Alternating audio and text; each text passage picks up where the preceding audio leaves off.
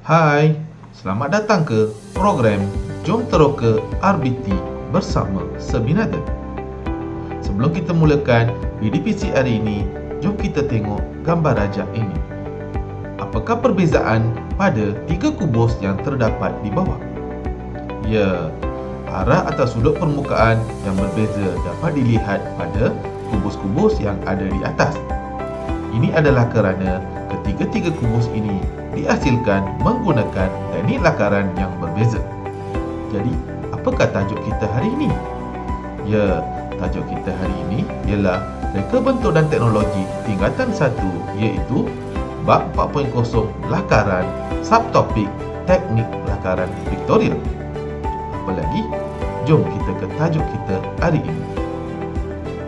Objektif pembelajaran hari ini: pertama, mengenal pasti sekurang-kurangnya satu teknik lakaran dengan betul. Kedua, menghasilkan sekurang-kurangnya satu lakaran objek asas menggunakan teknik lakaran yang betul. Teknik lakaran vektorial. Teknik lakaran vektorial terbahagi kepada tiga, iaitu lakaran oblik, lakaran isometrik dan lakaran perspektif. Dalam perkongsian hari ini, kita akan berfokus kepada lakaran oblik dan lakaran isometrik. Lakaran oblik. Lakaran oblik digunakan untuk mempamerkan objek dalam bentuk tiga dimensi. Terdapat tiga jenis lakaran oblik, iaitu oblik Cavalier, oblik Cabinet dan oblik arm. Lakaran oblik sesuai untuk objek yang kecil dan pendek. Objek dalam lakaran oblik diputar pada sudut tertentu seperti 30, 45 atau 60 darjah. Lakaran oblik menggambarkan pandangan atas iaitu pelan, pandangan hadapan dan pandangan sisi suatu objek dalam lakaran yang sama. Mari kita lihat jenis-jenis lakaran oblik.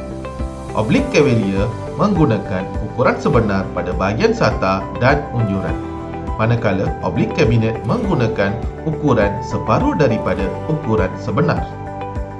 Oblik arm pula menggunakan ukuran 3/4 daripada ukuran sebenar. Ketiga-tiga jenis lakaran oblik boleh dilakar pada sudut 30, 45 atau 60 darjah. Apakah jenis-jenis paksi dalam lakaran oblik? Pertama, paksi mendatar X. Kedua, paksi menegak Y. Ketiga, paksi menyerong Z bersudut 30, 45 atau 60 darjah. Seterusnya, mari kita lihat langkah-langkah melakar lakaran oblik. Berikut adalah 9 langkah dalam menghasilkan bongkar asas secara teknik lakaran oblik. Murid-murid boleh praktis latihan ini sebagai latihan pemahaman dan pengukuhan. Baiklah, mari kita lihat langkah-langkah melakar lakaran oblik. Pertama, lakarkan paksi mendatar X dan paksi menegak Y.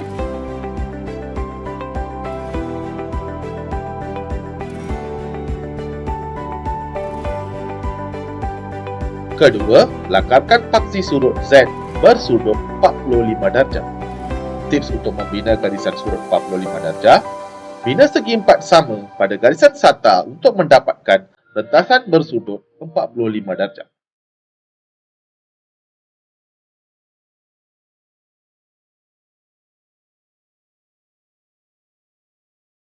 Ketiga, lakar hadapan objek pada paksi mendatar X dan labelkan A, B, C, D.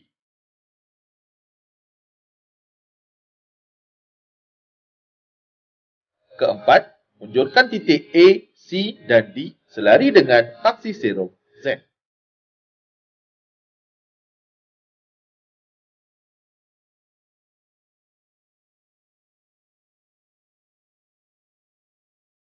Kelima, tandakan panjang objek pada garisan selari A dan labelkan O. Panjangkan titik O, memotong garisan selari C dan labelkan P. Keenam, bina garisan menurun dari P, memotong garisan selari D dan labelkan sebagai Q. Ketujuh, bina garisan menegak ke bawah dari titik O. Bina garisan mendatar dari titik Q sehingga memotong garisan P dan labelkan persilangan sebagai R.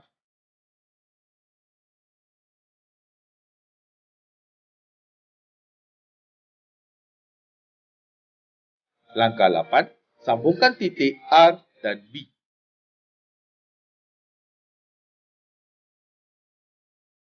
Langkah 9, legapkan bentuk objek yang dikehendaki.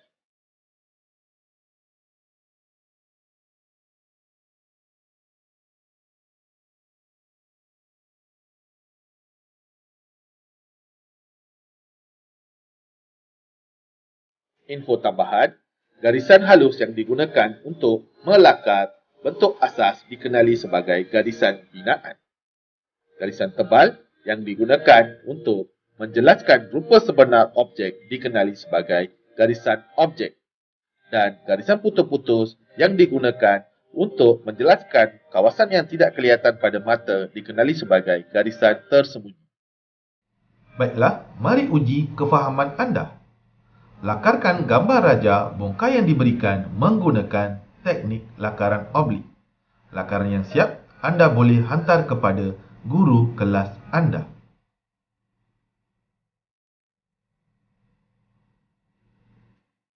Baiklah, kita teruskan lagi perkongsian hari ini dengan teknik lakaran yang kedua, iaitu lakaran isometrik. Jom. Lakaran isometrik. Lakaran isometrik ialah satu kaedah yang digunakan untuk menunjukkan rupa bentuk sesuatu objek dalam bentuk 3 dimensi. Lakaran isometrik menggambarkan pandangan atas iaitu pelan, pandangan hadapan dan pandangan sisi suatu objek dalam lakaran yang sama. Apakah jenis-jenis paksi dalam lakaran isometrik? Pertama, paksi mendatar X. Kedua, paksi menegak Y. Ketiga, paksi menyerong Z1 dan Z2 bersudut 30 darjah. Baiklah, mari kita fahamkan langkah-langkah melakar lakaran isometrik. Berikut adalah 9 langkah dalam menghasilkan bongkar asas secara teknik lakaran isometrik. Murid-murid boleh praktis latihan ini sebagai latihan pemahaman dan pengukuhan. Baiklah, mari kita lihat langkah-langkah melakar lakaran isometrik. Pertama, lakarkan paksi mendatar X dan paksi menegak Y. Kedua, lakarkan paksi surut Z1 dan Z2 bersudut 30 darjah. Tips untuk membina garisan surut bersudut 30 darjah. Bina segi empat sama pada garisan mendatar X. Bahagikan segi empat kepada 3 bahagian yang sama. Setiap bahagian mewakili sudut 15, 30 dan 45 darjah. Buat garisan merentasi sudut 30 darjah sebelah kiri dan kanan dan labelkan Z1 dan Z2.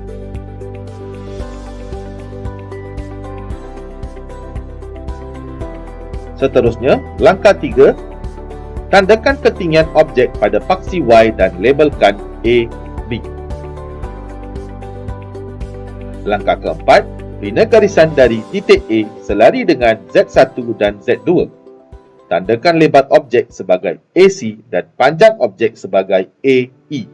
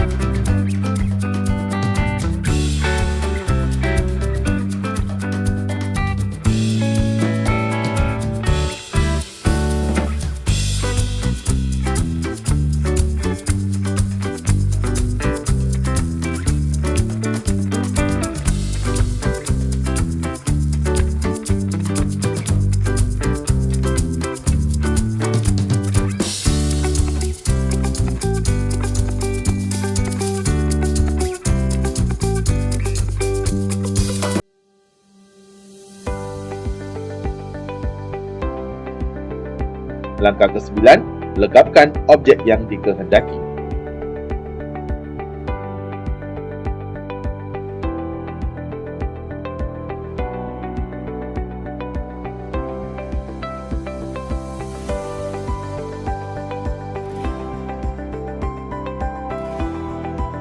Info tambahan, garisan halus yang digunakan untuk melakar bentuk asas dikenali sebagai garisan binaan. Garisan tebal yang digunakan untuk menjelaskan rupa sebenar objek dikenali sebagai garisan objek. Dan garisan putus-putus yang digunakan untuk menjelaskan kawasan yang tidak kelihatan pada mata dikenali sebagai garisan tersembunyi. Uji minda. Apakah persamaan dan perbezaan lakaran oblik dan lakaran isometrik? Ya, lakaran oblik dan lakaran isometrik mempunyai satu paksi mendatar X. Lakaran oblik dan lakaran isometrik juga mempunyai satu paksi menegak Y. Lakaran oblik mempunyai satu paksi surut, manakala lakaran isometrik mempunyai dua paksi surut. Paksi surut pada lakaran oblik boleh dipilih antara sudut 30, 45 atau 60 darjah. Lakaran isometrik, paksi surutnya bersudut 30 darjah sahaja. Lakaran oblik, pandangan hadapan objek terletak sepenuhnya di atas garisan mendatar X. Tetapi, lakaran isometrik hanya satu bucuk objek terletak pada persilangan paksi X dan Y. Baiklah, anda sudah pun faham langkah-langkah untuk melakar bongkar asas menggunakan teknik lakaran isometrik. Sekarang, mari uji kefahaman anda. Lakarkan gambar raja bongkar yang diberikan menggunakan teknik lakaran oblik. Jawapan yang siap, anda boleh hantar kepada guru kelas anda.